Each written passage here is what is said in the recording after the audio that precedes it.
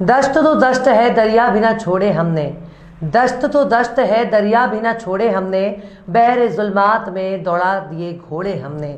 सलाम, नमस्ते, सत श्री अकाल। मैं हूँ आपके साथ हर्षिता मिश्रा और आप देख रहे हैं टाइम्स मेल। किसी ज़माने में जब पूरी दुनिया में इस्लाम का बोलबाला था, तब इस्लाम के मानने वालों ने इतनी मनमानी शुरू कर दी कि उस दौर में बगदाद की गलियों में बहसबाजी का दौर चलने लगा। जब किसी कौम की बर्बादी का वक्त नज़दीक आता है, तब उस कौम में फितने बढ़ने लगते हैं, और ये ऐसे फितने होते हैं जो किसी दर्दनाक अजाब से कम नहीं होते। जब मुसलमानों की बादशाहत आसमानों की बुलंदियों को छूने लगी, तब बगदाद में जुल्म और ज्यादती ने पाव पसारना शुरू कर दिया था। किसी को ये मतलब नहीं था कि उनका दीन क्या कहता है। उस दौर में मुस्लिम बादशाहों का गुरूर सिर चढ़कर बोल रहा था कि उनको कोई फ़र्क नहीं पड़ रहा था कि इस्लाम क्या कहता है। जिस कुरान का हवाला देकर वो अपनी बादशाहत को कायम रखना चाहते थे, उनको इससे भी कोई मतलब नहीं था कि उनकी हरकतें कुरान के कितने खिलाफ हैं। उस दौर में मंगोलिया के बढ़ चराने वाले चरवाहों ने तलवार उठाई और गाजर मूली की तरह गुरूर में मगरूर लोगों को काटना शुरू कर दिया। मंगोलों ने इनकी खोपड़ियों के मीनार बना दिए।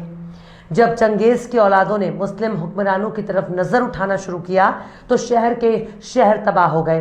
बूढ़े, बच्चे, जवान और इंसान तो बहुत दूर की बात है।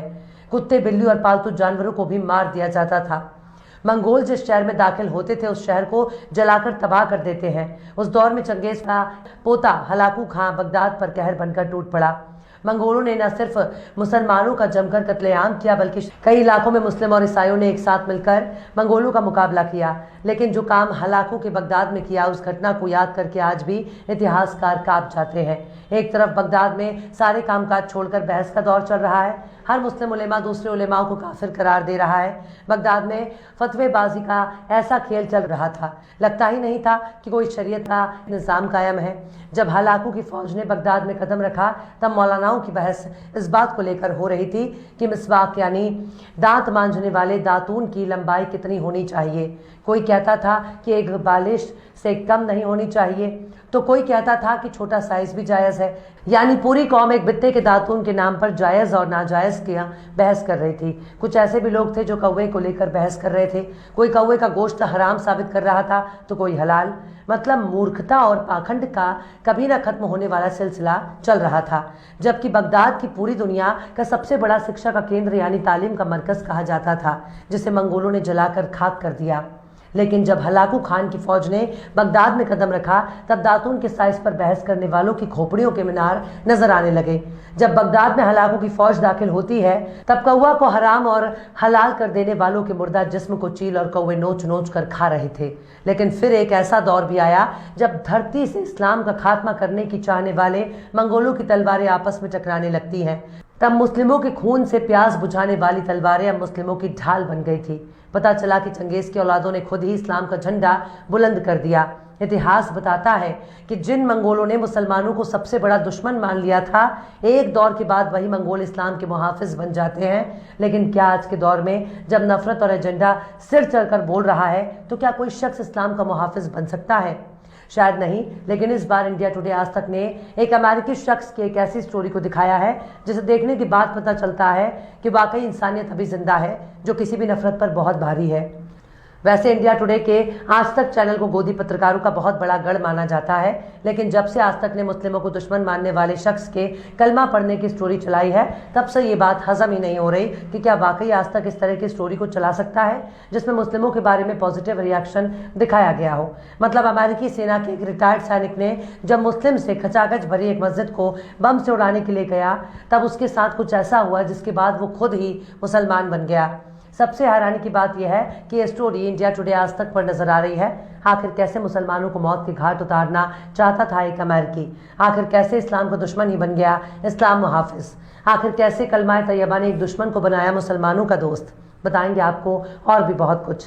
लेकिन आप अगर हमारे चैनल पर नए हैं और पहली बार हमारी वीडियो को देख रहे हैं, तो आप हमारे चैनल टाइम्स मेल को सब्सक्राइब कर लें, वीडियो को लाइक कर दें और नए वीडियो की नोटिफिकेशन पाने के लिए बेल आइकन का बटन भी प्रेस कर दें। इसके अलावा अगर टाइम्स मेल को आर्थिक सहयोग करना चाहते हैं, तो वीडियो के नीचे दिलनुमा आकृति में नजर आने वाला थैंक्स बटन पर क्लिक करके आप हमारी मदद कर सकते हैं। लौटते हैं अब खबर की तरफ। मुसलमानों से नफरत में जब एक रिटायर्ड सैनिक मस्जिद में बम ब्लास्ट करने के लिए निकला, तब उसके साथ ऐसा वाकया पेश आया जिसके बाद वो खुद ही इस्लाम को भूलकर मुसलमान बन गया। यहाँ तक कि आगे चलकर उसी मस्जिद का अध्यक्ष भी बन गया। अमेरिकन नेवी के यूएस मरीन का एक पूर्व सैनिक मुसलमानों से बहुत नफरत करता है। मुसलमानों के खिलाफ उसके मन में इतनी कुंठा भरी थी कि अगर रास्ते में कोई मुसलमान नजर आ जाता तो वो अपना रास्ता बदल देता। मुसलमानों के खिलाफ उसकी बढ़ती नफरत की वजह से उसकी बीवी ने भी उसका साथ छोड़ दिया। इंडिया टुडे आज तक के मुताबिक ये कहानी रिचर्ड मैकेनी की है, जिसकी जिंदगी पर अभी हाल ही में बनी डॉक्यूमेंट्री सुर्खियों में है। आज तक बताता है कि रिचर्ड ने 25 साल यूएस मरीन फोर्स में सर्विस की। नौकरी के दौरान मैकेनी का कई खाड़ी देशों में भी जाना हुआ, जहां मैकेनी हमेशा मुस्लिमों को घातक दुश्मन के तौर पर देखता था। इतना ही नहीं, जब वो अमेरिका के इंडियाना में अपने घर वापस लौटता है तब भी उनके मन की नफरत कम नहीं होती। मुसलमानों के खिलाफ मैकेनी के दिल इतनी ज्यादा नफरत बढ़ गई थी कि उन्होंने अब मुसलमानों का सामूहिक नरसंहार करने का इरादा कर लिया, लेकिन बाद में वो खुद मुसलमान बन गए। अपनी डॉक्यूमेंट्री के लिए दिए गए इंटरव्यू में मैकेनी ने बताया कि इंडियाना के मुंशी शहर में रहते हुए जब भी वे घर से बाहर जाते तो उन्हें मजबूरन मुस्लिमों को देखना पड़ता था। मैकेनी को लगता था कि ये उनका देश और ये उनका शहर है, और यही सोच उन्हें उस मोड़ पर पहुंचा देती है जब मैकेनी को लगने लगता है कि अब इन मुसलमानों को जीने का कोई हक नहीं है, उन्हें मार देना ही बेहतर है। ये सोच ठीक वैसे ही है जैसे हमारे देश में खुले मंच से नरसंहार की अपील की जाती है, लेकिन मैकेनी को ऐसा करने से नजर न आने वाली ताकत रोक दिया। अपने इंटरव्यू में मैकेनी ने बताया कि साल 2009 में जुमे की नमाज के मौके पर उन्होंने बम धमाके करने का प्लान बनाया, क्योंकि उस दिन काफ़ी तादाद में लोग मस्जिद के बाहर जमा होते हैं। मैकेनी अपने इस ब्लास्ट में कम से कम 200 लोगों को मारना चाहते थे, लेकिन अचानक मैकेनी का सारा प्लान धरा का धरा रह जाता है।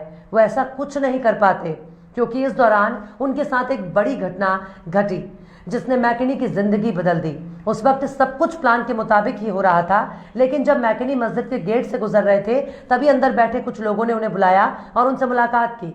उस वक्त तक भी मैकेनी को लग रहा था कि ये सभी लोग कातिल हैं। मैकेनी को अंदर बुलाने वाले लोगों में अफगान रिफ्यूजी डॉक्टर साबिर बहरमी, उनकी बीवी और एक स्थानीय जोमो विलियम्स भी शामिल थे, जिनके बातचीत करने का लहजा और उनका सलीका देखकर मैकेनी का दिल पिघल गया। वो लोग मैकेनी के साथ एक खास मेहमान की तरह पेश आ रहे थे। कुछ ही देर में मैकेनी को एहसास हो गया कि ये लोग वैसे नहीं है जैसा उन्होंने सोचा हुआ था। दरअसल इंडिया टुडे आज तक की इस खबर के मुताबिक मैकेनी इस बारे में कहते हैं कि वो सभी लोग बिल्कुल सादे और खुश मिजाज थे। वे सभी अपनी जिंदगी से खुश थे और अमेरिकी होने पर भी। इसके साथ ही वे सभी मैकेनी के साथ बात करना काफी पसंद कर रहे थे। इस अनुभव ने मैकेनी की सोच बदली और इसके बाद वे अक्सर मस्जिद जाने लगे। तकरीबन 8 हफ्ते बाद उन्होंने इस्लाम कबूल कर लिया, जिसके बाद वे मुंशी शहर में इस्लामिक सेंटर यानी मस्जिद के 2 साल तक अध्यक्ष भी रहे। रिचर्ड मैकेनी की जिंदगी पर आधारित एक short film stranger at the gate भी बनाई जा चुकी है, जिसका डायरेक्शन जोशुआ साफ्टेल ने किया है। बीते जून महीने में शॉर्ट फिल्म ने ट्रिबेका फिल्म फेस्टिवल में स्पेशल जूरी मेंशन भी जीता था। अब 14 सितंबर से इस फिल्म को यूट्यूब पर भी देखा जा सकता है। जोशुआ ने पहले मैकेनी की लाइफ पर बने episode the secret life of Muslims का डायरेक्शन किया, जिसका प्रसारण CBS संडे मॉर्निंग पर हुआ था। इस शो को लाखों लोगों ने देखा, जिसके बाद जोशुआ को लगा कि इस विचार को और ज्यादा गहराई से सभी के सामने लाना चाहिए। इस फिल्म के दौरान जोशुआ मैकेनी के बारे में और ज्यादा जानना चाहते थे, खासकर उन लोगों के बारे में जिन्होंने मैकेनी को मस्जिद के अंदर आने की दावत दी थी। जोशुआ इस बारे में कहते हैं कि ये लोग ही इस स्टोरी के हीरो हैं। जोशुआ ने कहा था कि उस वक्त उन लोगों को अंदाजा था कि कुछ गलत है और यहाँ तक कि वे डरे भी हुए थे, लेकिन उसके बावजूद उन्होंने मैकेनी को गले लगाया। इन सब में लोगों में एक जादुई शक्ति थी और ऐसा करना एक कला है जो आजकल गायब हो चुकी है। मस्जिद उड़ाने के प्लान बनाने के 13 साल बाद मैकेनी आज भी मुस्लिम है। वे अब न सिर्फ समाज सेवक बनकर काम कर रहे हैं, बल्कि अब एक एंटी हिट एक्टिविस्ट और स्पीकर भी बन गए हैं। इस तरह से कहा जा सकता है कि जिस शख्स ने मुस्लिमों को बम से उड़ाने का प्लान बनाया, आज वही शख्स उनका मुहाफिज बन चुका है। बाकी जिसको हिदायत नसीब होती है वो मुसलमान बन जाता है, जैसा मैकेनी के साथ हुआ।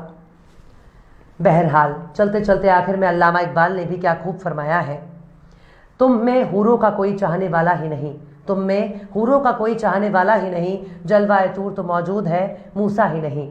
फिलहाल इस वीडियो में बस इतना ही। ये वीडियो आपको कैसा लगा कमेंट बॉक्स में जरूर बताइएगा। वीडियो पसंद आए तो लाइक करें। हमारे वीडियो लिंक को फेसबुक, ट्विटर, व्हाट्सएप पर अपने रिश्तेदार, यार, दोस्तों को भी शेयर करें। और बेबाक, निष्पक्ष, स्वतंत्र पत्रकारिता को सपोर्ट करने के लिए आप हमारे यूट्यूब चैनल टाइम्स मेल को जरूर सब्सक्राइब करें। और हाँ, बेल आइकन की घंटी वाली बटन भी आप जरूर से दबा दें ताकि आपको हमारे आने वाले वीडियो की नोटिफिकेशन फौरन ही मिल जाए। फिर मिलते हैं किसी और वीडियो में एक नई खबर के साथ। हर्षिता मिश्रा को दीजिए इजाजत। जय हिंद। तो देख लिया आपने हमारे इस वीडियो को। हमें उम्मीद है कि आपने हमारे वीडियो को लाइक किया होगा और दूसरों को भी शेयर किया होगा। अगर अभी तक आपने हमारे चैनल टाइम्स मेल को सब्सक्राइब नहीं किया है तो जल्दी से सब्सक्राइब कर दें और बेल आइकन भी प्रेस कर दें।